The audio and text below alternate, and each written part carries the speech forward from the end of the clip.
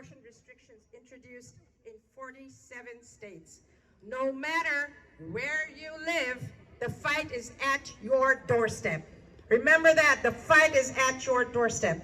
This extreme anti-choice agenda of reproductive control is fueled by misogyny, racism, and a war against the poor.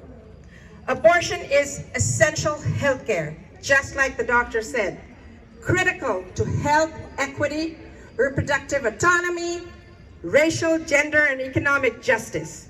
Restrictions disproportionately harm Black, Indigenous, and Latino, Latinx individuals, people with low incomes, LGBTQ people, young people, people with disabilities, immigrants, and people in rural areas.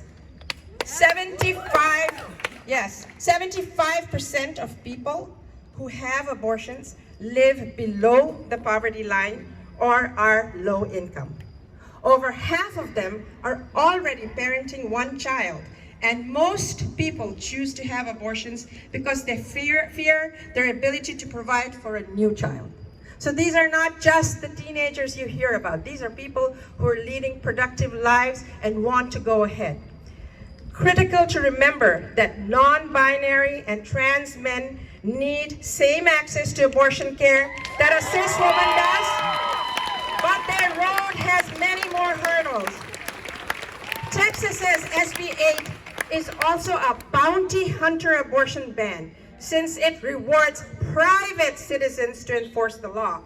This conjures chilling memories of the Fugitive Slave Act that used vigilantism to preserve slavery and the Jim Crow era, during which gangs of private white citizens routinely beat and murdered Black people for alleged crimes.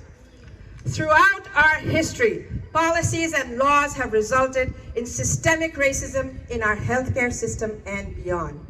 But we have tools at our disposal to ensure equality. One of them is the Equal Rights Amendment, which simply says, equality of rights under the law shall not be denied or abridged by the United States or by any state on account of sex.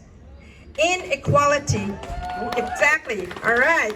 Inequality weakens us as a nation. The ERA is for every American, regardless of gender identity or sex. National adoption of the ERA would empower the Congress to enact better legislation protecting against discrimination and violence based on sex and gender.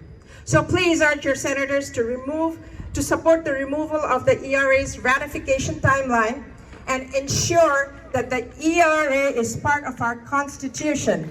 It's part of our Constitution.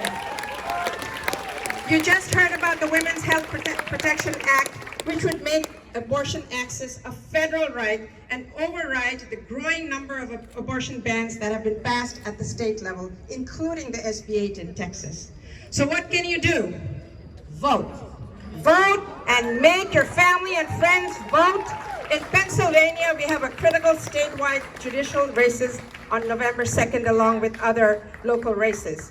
Pennsylvania Now, the National Organization for Women, have endorsed pro-choice women, not just women, pro-choice candidates who are listed on our website, and that is pennsylvanianow.org.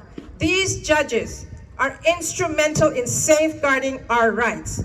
Vote for pro-choice candidates who work at the intersection of gender, race, and economic class. Gender, race, and economic class. We have critical midterm elections coming up in 2022. We need to elect a Senate that will support our agenda, strengthen our House with more members who will believe in our agenda. Vote because our lives depend on it. Vote because our lives depend on it. Fired up and ready to